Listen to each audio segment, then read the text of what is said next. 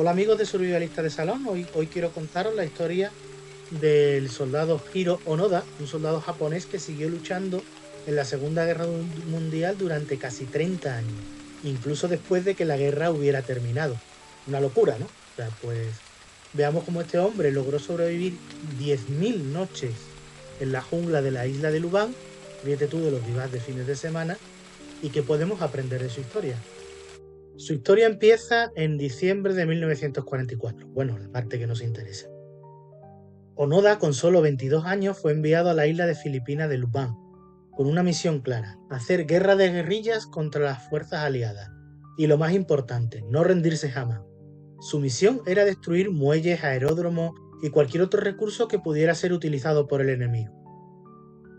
No lograron resistir el desembarco de la Armada estadounidense del 28 de febrero de 1945, y solo sobrevivieron Onoda y 3 hombres: Akatsu, Shimada y Kotsuka. Perdonad por mi japonés.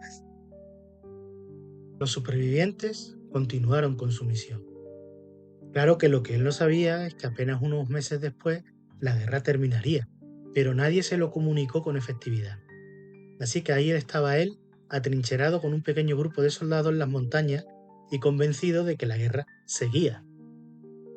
Hubo varios intentos de comunicárselo. Intentaron avisarlo en octubre de 1945, donde lanzaron miles de panfletos sobre Lubang en los que decía: la guerra terminó el 15 de agosto de 1945, bajen de las montañas. Después de diciembre, unos nuevos panfletos volvieron a caer, esta vez firmado por un general japonés, como Yuki Yasamicha o algo así. En ambos casos pensaron que le estaban engañando y continuaron con su misión. El más débil, o quizás el más listo, Akatsu, uno de los soldados, se alejó del grupo en 1949. Bueno, contemos que ya han pasado al menos 4 años después de la guerra, rindiéndose a las fuerzas del orden filipinas en 1950. 4 años después, el soldado Shimada moría de un disparo efectuado por un grupo de rescate al que previamente habían atacado, así que angelitos no eran. Ellos seguían en guerra. Continuaron quemando campos de arroz y atacando puntos estratégicos durante unos 20 años, hasta que el 20 de febrero de 1974, la policía filipina, que había acudido a sofocar uno de los incendios, tuvo un enfrentamiento con el grupo, donde se provocó un tiroteo que hirió de muerte a Kotsuka. También poneros en el papel de aquellos policías y aquellos grupos de rescatistas que tenían que enfrentarse a estos hombres. Onoda quedó solo hasta los 30 años finales de la historia, intentando evitar a los equipos que trataban de avisarle que la guerra había acabado o detenerlo.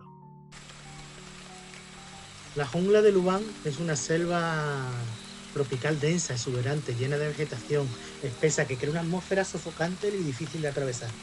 Está llena de árboles altos, hojas anchas y variedad de plantas trepadoras, repletas de sonido de la naturaleza, zumbidos de insectos, cantos de aves exóticas, a veces animales salvajes, y su clima es caluroso, húmedo, con lluvias frecuentes que mantienen el suelo fangoso y resbaladizo. No estamos aquí para hablar de las hazañas bélicas o de las implicaciones políticas de la historia de Onoda, sino para ver cómo fue su historia de supervivencia. Porque pensarlo bien, cómo era la jungla y dónde estuvo este hombre viviendo 30 años. Aunque a su favor sí contó que Onoda había sido entrenado como comando antes de empezar su misión. Y este entrenamiento sería clave. Eran cuidadosos a la hora de gastar munición o de hacer ruidos que los delataran.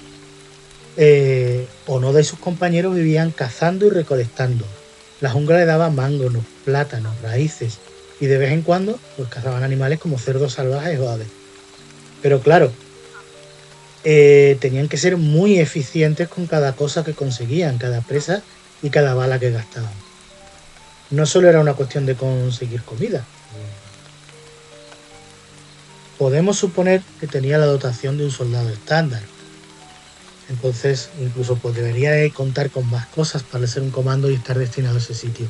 Evidentemente, dejando a un lado las armas principales o propias más de la misión, debería de contar al menos con una mochila de lona, zapatos y calcetines extra, toalla y jabón, un kit de costura para reparar la ropa. Se dice que su uniforme estaba en perfecto estado cuando lo encontraron, que se cuidó mucho de mantenerlo, algunos kits de primeros auxilios. Inicio tendría raciones de comida para varios días. Seguramente disponía de la misma manta impermeable que disponían el resto de soldados, una marmita, una pala corta, una bolsa donde solían llevar sus efectos personales, su cantimplora estándar de dotación, bayoneta sabemos que debía de llevar para el fusil, una haversack o bolsa lateral que llamaban bolsa de harina, bolsa de pan, ese tipo de bolsas. Las utilizaban y las utilizaron mucho en las zonas tropicales para no cargar con las mochilas. Llevaban un par y ahí cargaban varias de estos de equipo. También era muy típico una mochila que era una bolsa de tubo, que era una bolsa que se amarraba al pecho y se llevaba a la espalda. Y por supuesto llevaba su fusil de dotación, el Arisaka, creo que un tipo 99, que hubo varios modelos. Y como él era un oficial, llevaba la katana que llamaban Bunto, o se llama Bunto en el ejército japonés. No es una katana. Este equipo es una suposición mía basándome en lo que he leído que tenía un soldado de dotación. No he encontrado exactamente qué equipo tenían y dónde ni de qué disponían. Jungla era bastante despiadada con los insectos y enfermedades. Decían que cuando enfermaban no les quedaba mucha otra opción que pasarse el tiempo descansando y tiritando. Para esto el refugio era algo importante. Para ellos tuvieron que improvisaron refugios y cambiaron de refugio constantemente. Sin embargo, tuvieron varias cuevas como refugios que hoy en día pueden visitarse. También tuvieron que improvisar refugios con ramas, hojas y tal que siempre camuflaban para no ser detectados. Respecto al agua, se la apañaron, según he leído, para buscar ríos y fuentes de agua potable que trataban y hervían. Aunque el ejército japonés disponía de filtros de algodón para las últimas etapas del conflicto, especializados para purificar el agua, eran de una corta duración. A veces también recurrían a robar cultivos de los aldeanos locales. Esto era muy arriesgado, pero necesario para complementar lo que cazaban. Onoda tenía que planear estas incursiones con mucho cuidado, observando previamente, demostraban una enorme paciencia al esperar el momento perfecto para actuar sin ser descubierto, y casi siempre de noche actuaban y robaban arroz y harina y lo que podían. Añadido a la presión de la supervivencia, que ya es bastante, tenían que enfrentarse a la posibilidad de ser descubiertos, por lo que siempre estaban tratando de vivir sin dejar rastro. Eso que hoy en día vemos mucho como filosofía en el bushcraft o en el campismo, para ellos era algo vital, ya que si dejaban rastro podían ser encontrados por sus enemigos, o por las patrullas que buscaban para avisarles de que la guerra había acabado, pero enemigos, ¿vale? Y era importante para mantener su misión en pie. Onoda fue convencido por Norio Suzuki, un joven japonés aventurero que se propuso encontrarlo en 1974. Suzuki viajó a la isla de Lubang con la esperanza de encontrar al teniente Onoda, un panda y al abominable hombre de las nieves, según sus propias palabras.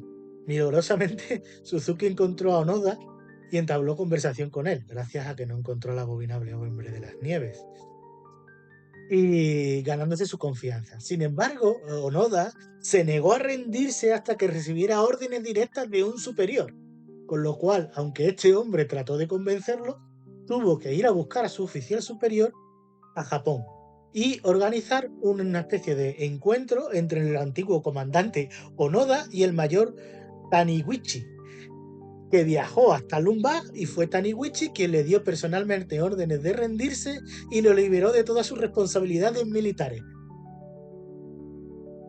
A Onoda no se le exigieron responsabilidades por sus hazañas bélicas, concediéndole una amnistía del gobierno de Filipinas.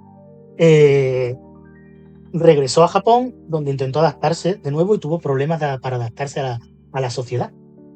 Por lo cual se fue a Brasil, donde intentó montar una granja. Allí tampoco le fue bien y al tiempo volvió a Japón, donde fundó una escuela de supervivencia y naturaleza que se llamaba Onoda Shiken Huku, o Huku, su escuela de naturaleza. Bien, seguro que sus alumnos fueron unos verdaderos afortunados. Pasó el resto de su vida impartiendo conferencias y siendo un símbolo de resistencia y devoción al deber. En Japón también se conoció, se hizo una figura muy conocida por sus lecciones sobre perseverancia y estabilidad. En Filipinas podemos ver que existe una ruta que se llama la Ruta de Onoda, que permite visitar los lugares donde acampaba, donde se refugiaba y sus años en la selva. Es una manera de conectar con la historia y comprender mejor su increíble odisea. Para entender la historia de Onoda es importante entender su resistencia mental, la educación férrea japonesa del sentido del deber. Ese propósito lo mantuvo cuerdo durante 30 años en la selva, manteniéndose en una rutina tras otra para mantener su equipo y continuar en el frente. Sin duda, su entrenamiento, su disciplina y una dedicación férrea a su objetivo fueron los que le ayudaron a persistir tanto tiempo en ello. Espero que la historia os haya gustado. Gracias por estar aquí, gracias por verme y un saludo.